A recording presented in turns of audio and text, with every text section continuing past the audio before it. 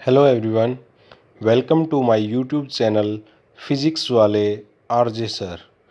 तो आज की वीडियो में हम जो 10th क्लास का हमारा केमिस्ट्री का फर्स्ट चैप्टर है केमिस्ट्री पोर्शन से केमिकल रिएक्शंस एंड इक्वेशंस, उसमें जो टाइप्स ऑफ केमिकल रिएक्शंस हैं वो हम आज करेंगे इस वीडियो के अंदर। जो फर्स्ट हमारे पास टाइप है रिएक्शन की वो है कॉम्बिनेशन रिएक्शंस। जो सेकंड है वो है डिकम्पोजिशन रिएक्शन। थर्ड है वो है डिस्प्लेसमेंट रिएक्शन। फोर्थ है हमारे पास double displacement reaction. And fifth है हमारे पास ऑक्सीडेशन एंड रिडक्शन रिएक्शन, जिसको हम रिडॉक्स रिएक्शन भी बोलते हैं। राइट, तो फर्स्ट है हमारे पास कॉम्बिनेशन रिएक्शन। जैसे नाम से ही पता लग रहा है कॉम्बिनेशन यानी कि कंबाइन करेंगे जब, राइट। तो जब कॉम्बिनेशन जो किसी भी चीज़ का आएगा उसको हम कॉम्बिनेशन रिएक्शन बोलेंगे।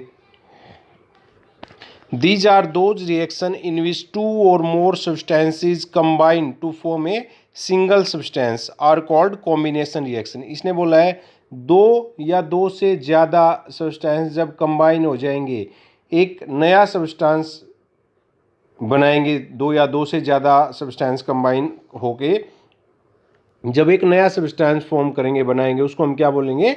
कॉम्बिनेशन रिएक्शन उसको हम बोलेंगे।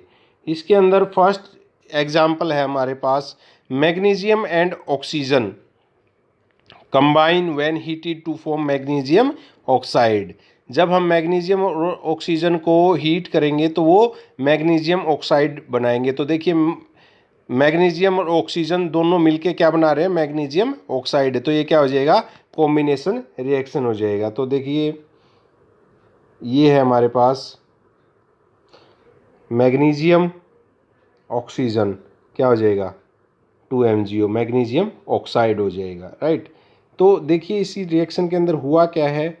इन this reaction two elements magnesium and oxygen are combining to form a single compound magnesium oxide. So this is a combination reaction. तो क्लियर आपको दिख ही रहा है इस एग्जाम्पल के अंदर कि जो मैग्नीशियम और जो ऑक्सीजन है वो दोनों मिलके क्या फॉर्म कर रहे हैं? Magnesium oxide. यानी कि दो सब्सटेंस मिलके एक नया सब्सटेंस फॉर्म कर रहे हैं। तो दो सब्सटेंस कंबाइन होकर एक नया सब्सटेंस बना रहे हैं तो उसको हम क्या बोलेंगे? Combination reaction, right.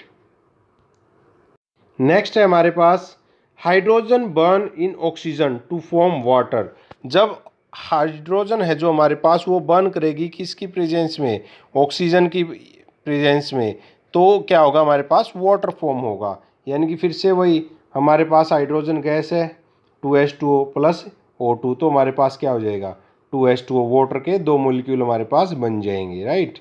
In this reaction the formation of water from hydrogen and oxygen is a combination reaction. यानी कि जब हाइड्रोजन और ऑक्सीजन मिलके एक वाटर का मॉलिक्यूल बनाएंगे तो उसको क्या बोलेंगे? हम कॉम्बिनेशन रिएक्शन बोलेंगे, राइट। नेक्स्ट है हमारे पास when iron powder is heated with sulphur iron sulphide is form. जब आयरन पाउडर को हीट करेंगे तो सल्फर आयरन सल्फाइड बनेगा हमारे पास। तो इसमें आयरन क्या दे दिया है हमारे पास? Fe क्या है? आयरन है। S क्या है? सल्फर है। जब इनको कंबाइन करेंगे तो हमारे पास क्या बनेगा? आयरन सल्फाइड हमारे पास बन जाएगा, राइट। तो फिर से यही दो सब्सटेंस हमारे पास दिए थे, आयरन और सल्फर, तो इन्होंने क्या बनाया? Iron sulphide. In this reaction two element iron and sulphur are reacting together to form a single compound. दो जो है कंपाउंड या दो एलिमेंट है वो मिलके एक नया कंपाउंड तैयार करेंगे जिसको हम क्या बोलेंगे? कॉम्बिनेशन रिएक्शन बोलेंगे, right. Two elements combine to form a single compound. जो दो एलिमेंट है वो कंबाइन होके एक सिंगल कंपाउंड बनाएंगे। However, two or more compound combine together to form a new compound। अब यहाँ पे हमने दो दो के एग्जाम्पल पढ़े हैं, दो से ज़्यादा भी यहाँ पे रिएक्टेंट वाली साइड में हो सकते हैं जो एक नया कंपाउंड बना सकते हैं मिलके, राइट। अब है हमारे पास डिकम्पोजिशन रिएक्शन। जैसे नाम से ही पता लग रहा है डिकम्पोज होना। डिकम्पोज का मतलब क्या होता है? ब्रेक होना, राइट। यानी कि कोई एक सिंगल कंपाउंड होगा हमारे पास, वो क्या हो जाएगा? दो अलग अलग या दो से ज़्यादा अलग अलग एलिमेंट्स में क्या हो जाएगा? ब्रेक हो जाएगा या सब्सटेंसेस में ब्रेक हो जाएगा, राइट। तो इसमें है हमारे पास these are those reaction in which a compound splits up into two or more simpler substances, यानी कि दो या दो से ज़्यादा सिंपल से सिंपल सब्सटेंसेज के अंदर वो ब्रेक हो जाएगा, are known as decomposition reaction, और उसको हम क्या बोलेंगे, डिकम्पोजिशन रिएक्शन बोलेंगे। The decomposition reaction is just the opposite of a combination reaction, और जो डिकम्पोजिशन रिएक्शन है वो कॉम्बिनेशन रिएक्शन के अपोजिट है। कॉम्बिनेशन में तो हम दो या दो से ज़्यादा सब्सटेंसेज को मिला के एक नया सब्सटेंस बनाते थे, बट इसमें एक हमारे पास एक कंपाउंड है, उसको ब्रेक करके क्या कर रहे हैं, दो अलग अलग सब्सटेंसेज में उसको ब्रेक कर रहे हैं, तो इसको हम क्या बोलेंगे, डिकम्पोजिशन रिएक्शन। तो इसके हमारे पास एग्जाम्पल है कुछ, देखिए क्या एग्जाम्पल है। When calcium carbonate is heated it decompose to give calcium oxide and carbon dioxide. जब कैल्शियम कार्बोनेट को हम हीट करेंगे तो वो क्या देगा, हमारे पास कैल्शियम ऑक्साइड देगा और कार्बन डाइऑक्साइड देगा। तो देखिए कैल्शियम कार्बोनेट का क्या फॉर्मूला होता है, कैल्शियम कार्बोनेट का फॉर्मूला होता है CaCO3। जब इसको हीट दे के डिकम्पोज करेंगे तो ये क्या करेगा, कैल्शियम ऑक्साइड और क्या हो जाएगा, कार्बन डाइऑक्साइड में ब्रेक हो जाएगा। तो ये क्या है हमारे पास, decomposition reaction. When a decomposition reaction is carried out by heating, it is called thermal decomposition. जब इसको हम हीट देके, हीट का यूज करके किसी भी कंपाउंड को ब्रेक करेंगे तो उसको हम बोलेंगे थर्मल डिकम्पोजिशन। अब यूजेज क्या क्या है डिकम्पोजिशन रिएक्शन के, uses of decomposition reaction. The decomposition reaction carried out by electricity are used to extract several metal from their natural occurring compound like chloride और oxide। यानी कि इसने क्या बोला, हम इलेक्ट्रिसिटी का यूज करके बहुत सारे कंपाउंड से अलग अलग मेटल फॉर्म कर सकते हैं। यानी कि किसी भी चीज़ के अंदर, यानी कि जैसे वही क्लोराइड है या ऑक्साइड है, उसके अंदर से हम इलेक्ट्रिसिटी पास करके मेटल्स को एक्सट्रैक्ट कर सकते हैं उससे, ठीक है। यानी कि उसको ब्रेक करके क्या कर देंगे, जो उसके अंदर इम्प्यूरिटी है उसको अलग कर देंगे और जो मेटल है उसको अलग कर देंगे इलेक्ट्रिसिटी का यूज करके, राइट। तो इसके अंदर कुछ एक एग्जाम्पल दिए गए हैं, और वो एग्जाम्पल क्या है वो देखिए। तो इसमें एग्जाम्पल है, देखिए, sodium metal is extracted by the electrolysis. जो सोडियम मेटल है उसको एक्सट्रैक्ट करते हैं इलेक्ट्रोलाइसिस के जरिए of molten sodium chloride. Sodium chloride से क्या करेंगे, हम इलेक्ट्रिसिटी पास करके सोडियम मेटल को अलग कर लेंगे। Whereas aluminium metal is extracted by the electrolysis of molten aluminium oxide. और एल्यूमिनियम ऑक्साइड से हम क्या करेंगे, एल्यूमिनियम मेटल को अलग कर सकते हैं, राइट। तो इस तरीके से हम इलेक्ट्रोलाइसिस या इलेक्ट्रिसिटी का यूज करके मेटल को फाइंड आउट कर सकते हैं, किसी भी कंपाउंड से अलग कर सकते हैं। तो देखिए इसके कुछ एक एग्जाम्पल है। When electric current is passed through molten sodium chloride, जब molten sodium chloride से हम इलेक्ट्रिसिटी पास करेंगे, it decomposes to give sodium metal. तो वो क्या करेगा, किस किस चीज़ में ब्रेक हो जाएगा, सोडियम मेटल, मेटल एक्सट्रैक्ट हो जाएगा, और क्लोरीन गैस, और क्लोरीन गैस उससे क्या हो जाएगी, अलग हो जाएगी, राइट। तो देखिए यहाँ पे हमारे पास सोडियम क्लोराइड है 2NaCl। जब इसके अंदर से हम इलेक्ट्रिसिटी को पास करेंगे तो क्या हो जाएगा, ये सोडियम मेटल तो इससे क्या हो जाएगा, अलग हो जाएगा, और यहाँ से क्या हमारे पास क्लोरीन गैस निकल जाएगी। अब एक चीज़ का आपको ध्यान रखना है, देखिए यहाँ पे 2NaCl है, दो एलिमेंट तो क्या है, सोडियम है, दो तो क्या है, सोडियम है, और दो ही क्या है, क्लोरीन है। तो यहाँ पे भी हमारे पास क्या होना चाहिए, ये बैलेंस होनी चाहिए। बैलेंसिंग का स्पेशल आपको ध्यान रखना है, ये ना हो कोई भी रिएक्शन अनबैलेंस हो तो वो रिएक्शन गलत होगी, जो भी रिएक्शन अनबैलेंस होगी, right. The decomposition reaction is used to obtain sodium metal। Decomposition reaction sodium metal को एक्सट्रैक्ट करने के लिए यूज करेंगे हम फ्रॉम सोडियम क्लोराइड से।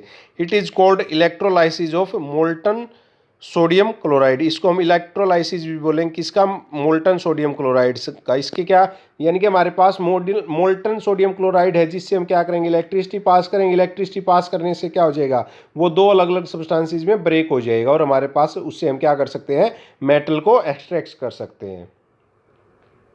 नेक्स्ट है, when electric current is pass through molten aluminium oxide. जब मोल्टन एल्यूमिनियम ऑक्साइड से हम इलेक्ट्रिक करंट पास करेंगे, it decomposes to give aluminium metal. तो ये क्या करेगा, एल्यूमिनियम मेटल देगा, और ऑक्सीजन गैस क्या हो जाएगी, अलग निकल जाएगी। तो ये दिया हमारे पास 2Al2O3, aluminium oxide liquid form में है, इसके अंदर से क्या किया, इलेक्ट्रिसिटी पास करी तो क्या हो जाएगा, 4 एल्यूमिनियम लिक्विड फॉर्म में क्या हो जाएगा, एल्यूमिनियम मेटल अलग निकल जाएगा और यहाँ से ऑक्सीजन गैस क्या हो जाएगी, अलग निकल जाएगी। फिर से देख लो यहाँ पे कितने एटम है ऑक्सीजन के, 6, तो इधर भी क्या है 6, इधर 4, तो इधर भी कितने हैं 4 हैं एल्यूमिनियम के। तो ये चीज़ का ध्यान रखना आपको बैलेंसिंग का। The decomposition reaction is use to extract aluminium metal from aluminium oxide. यहाँ पे एल्यूमिनियम ऑक्साइड से एल्यूमिनियम मेटल को एक्सट्रैक्ट कर रहे हैं by using electricity. It is called electrolysis of molten aluminium oxide. इसको हम क्या बोलेंगे, electrolysis of molten aluminium oxide, right. अब जो थर्ड टाइप है हमारे पास वो है डिस्प्लेसमेंट रिएक्शन। डिस्प्लेसमेंट रिएक्शन जैसे नाम से ही पता लग रहा है, डिस्प्लेस करेंगे किसी न किसी चीज़ को, डिस्प्लेस करके उसकी जगह खुद ले लेंगे। तो उससे पहले हमारे को जो रिएक्टिविटी सीरीज है उसके बारे में नॉलेज होना ज़रूरी है। तो डिस्प्लेसमेंट रिएक्शन पढ़ने से पहले हम रिएक्टिविटी सीरीज देखेंगे क्या है। देखिए जो सबसे ऊपर यहाँ पे दिख रहा है, जो ये वाला है पोटासियम है, जो ये है, ये सबसे हाईली रिएक्टिव है। जैसे जैसे हम नीचे की तरफ जाते जाएंगे तो जो रिएक्टिविटी है वो कम होती चली जाएगी, ये सबसे लेस रिएक्टिव है, राइट। तो देखिए सबसे पहले पोटेशियम सबसे ज़्यादा रिएक्टिव है, के इसका सिंबल है। नेक्स्ट है सोडियम, इसका जो सिंबल है वो Na है। फिर calcium symbol Ca, magnesium Mg, aluminium Al, zinc Zn, iron Fe, nickel Ni, tin Sn, lead Pb, hydrogen H, copper Cu, mercury Hg, silver Ag, gold Au, platinum Pt। अब देखिए जो ये आपको hydrogen दिख रहा है, जिससे ये ऊपर वाले हाइड्रोजन से, जो ये ऊपर हैं ये हाइड्रोजन से ज़्यादा रिएक्टिव हैं और जो ये नीचे हैं ये हाइड्रोजन से लेस रिएक्टिव हैं। यानी कि जो हाइड्रोजन से ऊपर वाले ये हैं यही हाइड्रोजन को डिस्प्लेस कर पाएंगे, जो नीचे वाले ये हैं ये हाइड्रोजन को डिस्प्लेस नहीं करेंगे। जैसे ऊपर से हम नीचे आएंगे वो उसकी रिएक्टिविटी क्या हो जाएगी, डिक्रीज होगी, और जैसे हम नीचे से ऊपर की तरफ जाएंगे तो रिएक्टिविटी क्या होगी, उसकी इंक्रीज होगी, राइट। तो देखिए displacement reaction, these are those reaction in which one element takes the place of another element in a compound are known as displacement reaction। displacement reaction में क्या होगा, जब एक कंपाउंड या एक एलिमेंट दूसरे एलिमेंट की जगह ले लेगा, यानी कि हाईली रिएक्टिव एलिमेंट या highly reactive substance less reactive substance को डिस्प्लेस कर देगा और उसकी जगह पे खुद आ जाएगा। उस रिएक्शन को क्या बोलेंगे, displacement reaction. A more reactive element displace A less reactive element from its compound. जो एक मोर रिएक्टिव एलिमेंट है वो लेस रिएक्टिव एलिमेंट को क्या कर देगा, डिस्प्लेस कर देगा। तो इसके अंदर कुछ एक एग्जांपल दिए गए हैं, देखिए।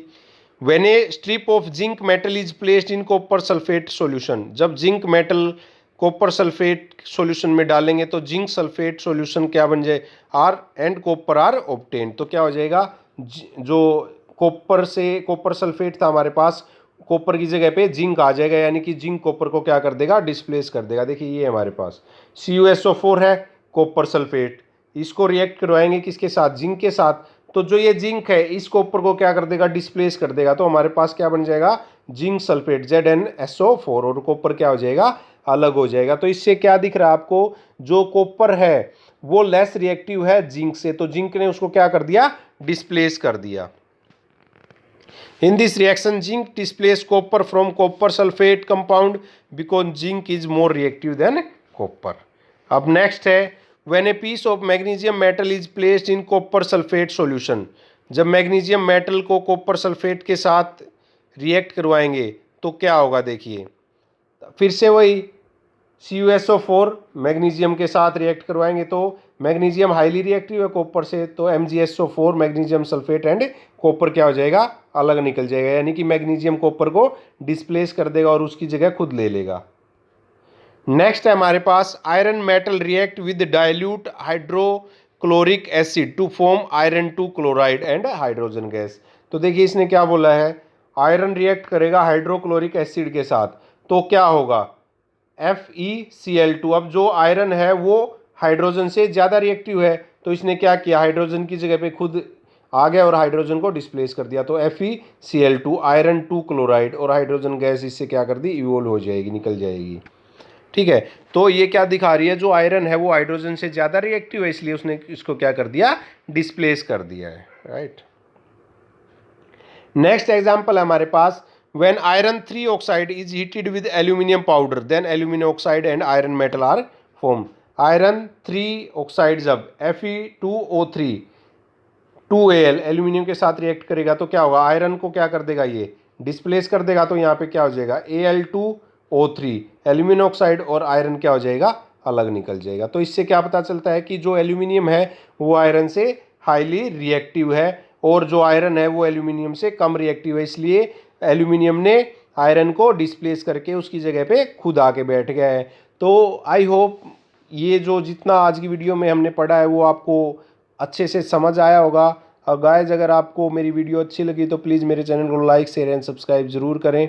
और जो डिस्प्लेसमेंट रिएक्शन है उससे पहले आप रिएक्टिविटी सीरीज को अच्छे से समझ लें कि कौन सा मेटल किससे रिएक्टिव है, कौन सा क्या है। मतलब जब आपको ये पता होगा कि कौन सा किससे ज़्यादा रिएक्टिव है, लेस रिएक्टिव है, तो आपके लिए और भी इजी हो जाएगा जो डिस्प्लेसमेंट और डबल डिस्प्लेसमेंट रिएक्शन है जो हम अपनी नेक्स्ट वीडियो में पढ़ेंगे। तो थैंक यू गाइज।